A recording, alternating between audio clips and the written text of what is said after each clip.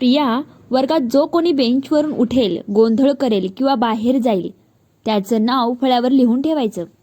देशमुख सरांनी एवढं सांगितलं आणि पूर्ण वर्ग शांत झाला.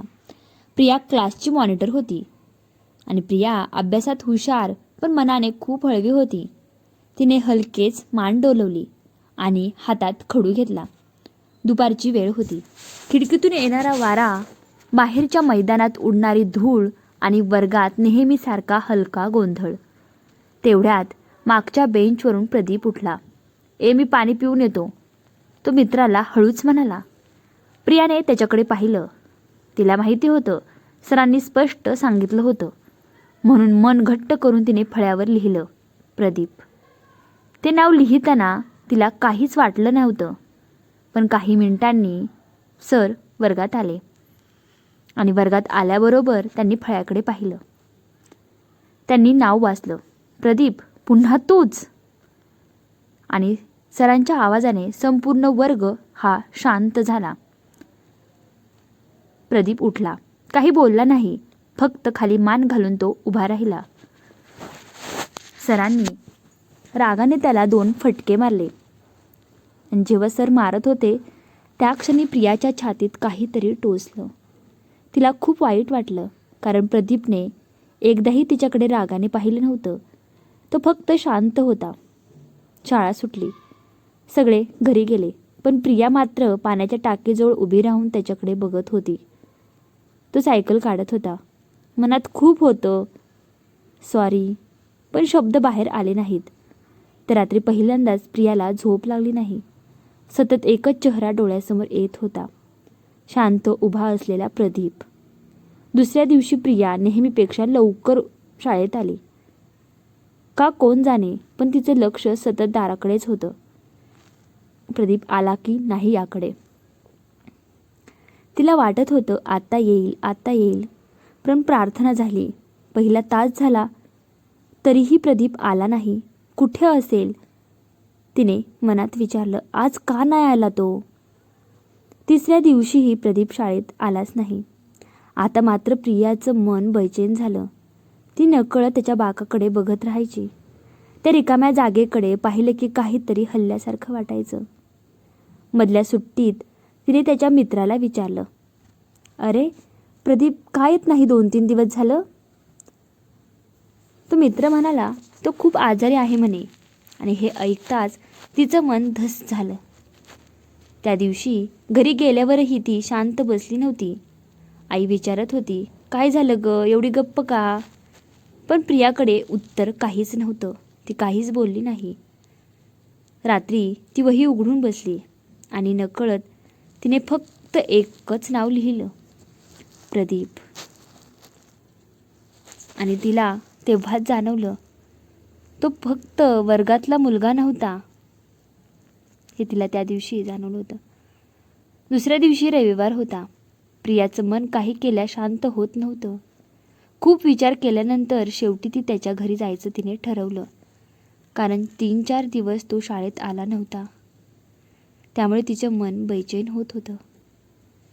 तिने त्याच्या घरी जायचं ठरवलं. हातात छोटेसं वहीचं कवर घेतलेलं, कारण रिकाम्या हाताने जायची तिची हिंमत नव्हती. कोणी विचारत तर काय सांगणार ना, म्हणून तिने छोटीशी वहीचं कवर घेतलं. त्याचं घर गावच्या शेवटी होतं. लहानसं अंगण, बाहेर तुळस आणि दाराजवळ शांतता. प्रियाचं हृदय जोरात धडधडत होतं. तिने हळूच दार ठोठावलं. एक काकू बाहेर आल्या. कोण ग? मी प्रिया, प्रदीपच्या वर्गात शिकते. काकूंनी हलकसं हसू दिलं. हा, ये ना ये ना, आत ये. प्रिया आत गेली आणि तिचे पाय तिथेच थांबले. प्रदीप खिडकीजवळ झोपला होता. चेहरा उतरलेला, डोळे अर्धवट मिटलेले. तो नेहमी शाळेत हसायचा, मित्रांसोबत गोंधळ घालायचा, पण आज तो खूप वेगळा दिसत होता. प्रियाच्या डोळ्यात नकळत पाणी आलं. तेवढ्यात प्रदीपने डोळे उघडले आणि तिला पाहून तो हलकसं हसला आणि म्हणाला, मॉनिटर, पुन्हा नाव लिहायला आलीस का? तो इतका आजारी असूनही तो हसत होता. प्रियाला काही बोलताच आलं नाही. ती फक्त एवढंच म्हणाली, सॉरी. प्रदीप शांतपणे म्हणाला, अगं वेडी, त्यात तुझी काय चूक होती? आणि त्यानंतर प्रदीप थोडा बरा झाला. तो पुन्हा शाळेत यायला लागला. आता प्रियाचं सगळंच बदललं होतं. ती नकळत त्याच्यासाठी बाक राखून ठेवायची. तो उशिरा आलं की तिथे तिचं मन लागत नव्हतं. ती रोज त्याची वाट पाहू लागली होती. आणि सगळ्यात गंमत म्हणजे प्रदीप मुद्दाम तिला चिडवायचा. ए मॉनिटर, आज लावून लिहिणार ना माझं? ती राग दाखवायची. हो, आणि यावेळी मी सरांना सुद्धा सांगणार. पण दोघांनाही माहिती होतं, त्या बोलण्यात एक वेगळीच गोडी होती. पावसाळ्यात एकदा लाईट गेली होती. वर्गात सगळा वर्ग ओरडत होता, गोंधळ करत होता. पण प्रिया खिडकीतून बाहेर पडणारा पाऊस बघत बसली होती. तेवढ्यात प्रदीपने हळूच तिच्या बाकावर एक चिंच ठेवली. तुला आवडते ना? प्रियाने त्याच्याकडे पाहिलं आणि पहिल्यांदाच तिच्या चेहऱ्यावर तसं सुंदर हसू आलं. आजही तिला आठवतं. त्या चिंचेची चव नाही आठवत, पण ती देणारा हात अजूनही आठवतो. वेळ खूप पुढे निघून गेली. शाळा संपली. एकमेकांचे मार्ग बदलले, ते वेगळे झाले. लोक बदलली. आयुष्याच्या धावपळीत प्रिया आणि प्रदीप दोघेही एकमेकांपासून खूप दूर गेले. आज ते एकत्र नाहीत. कदाचित नियतीला ते मान्य नव्हतं. पण काही प्रेम अशी असतात ना, ज्यांना नाव नसतं, शेवट नसतो, तरीही ती आयुष्यभर मनात राहतात, कायम. आजही कधी शाळेजवळून जाताना प्रियाचे पाय आपोआप तिथे थांबतात. नजर आपोआप सर्व काही आठवून देते. ती त्या जुन्या वर्गाकडे पाहते.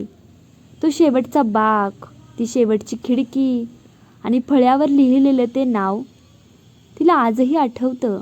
प्रदीप, तिच्या सगळ्या भावना पुन्हा ताज्या होतात. तिच्या ओठांवर हलकंसं हसू येतं आणि डोळ्यात थोडंसं पाणीही.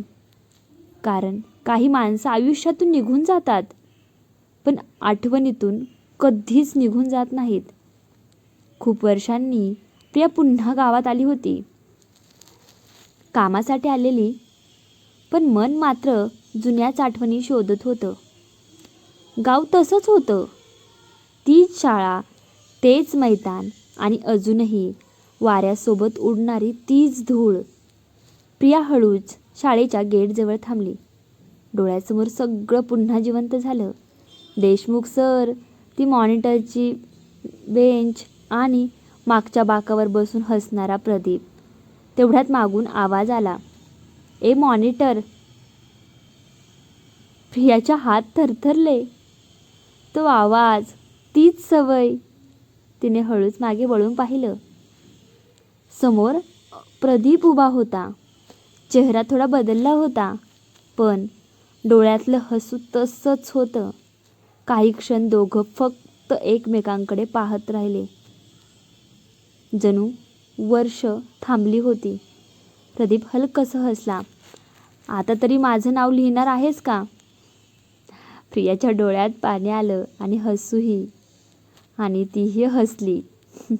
नाही, आता नाही लिहिणार. दोघं शाळेच्या मैदानात बराच वेळ बोलत बसले. आयुष्याबद्दल, स्वप्नांबद्दल आणि त्या छोट्या छोट्या आठवणींबद्दल. संध्याकाळ झाली. निघायची वेळ आली.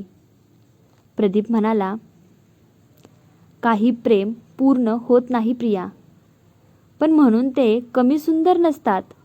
प्रियाने काही उत्तर दिलं नाही. ती फक्त हसली. कारण काही नाती हातात राहत नाहीत, पण मनात कायमचं घर करून जातात. आणि त्या दिवशी शाळेच्या त्या जुन्या गेटमधून बाहेर पडताना प्रियाला एक गोष्ट समजली. पहिलं प्रेम कधीच विसरता येत नाही. शाळेतलं प्रेम हे कधी मोठ्या वचनांमध्ये नसतं. ते दप्तरात ठेवलेल्या चिंचेमध्ये असतं, रिकाम्या बाकाची वाट पाहण्यात असतं आणि फळ्यावर लिहिलेल्या एका नावात आयुष्यभर जपलेल्या आठवणीत असतं. मित्रांनो, मैत्रिणींनो, तुमच्या शाळेतलं पहिलं प्रेम कोण होतं?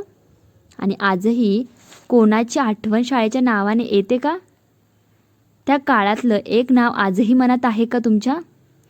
शाळेतली ती व्यक्ती पुन्हा भेटली तर तुम्ही काय बोलसान? पहिलं प्रेम विसरता येतं का खरंच? तुमच्याही आयुष्यात अशी प्रिया किंवा असा प्रदीप होता का? शाळेच्या आठवणी अजूनही मनाला रडवतात का? तुम्हाला अजूनही ते दिवस आठवतात का? त्या बाकावर बसलेली व्यक्ती आज कुठे असेल? तुम्हाला हा प्रश्न पडतो का? पहिल्या प्रेमाची आठवण अजून कोण जपून ठेवले? कमेंटमध्ये मला नक्की सांगा.